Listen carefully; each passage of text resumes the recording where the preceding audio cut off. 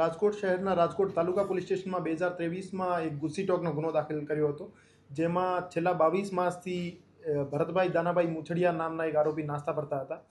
Rajkot crime બ્રાન્ચને ખાનગી રીતે એક હકીકત મળી હતી, જેમાં કાલાવાડ રોડ ખાતે રિક્ષા ચાલકનો વેશપલટો કરી રાજકોટ શહેર ક્રાઇમ બ્રાન્ચના ટીમ મેમ્બર્સ દ્વારા આ ગુસ્સીટોકના નાસ્તા ફરતા આરોપીને પકડી પાડવામાં આવેલ છે.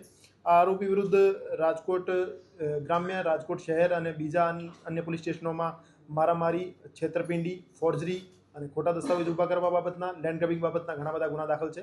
અને હાલમાં ગુસ્સીટોકના ગુનામાં નાસ્તો ફરતો હતો આ આરોપીને પકડી પાડવામાં આવેલ છે.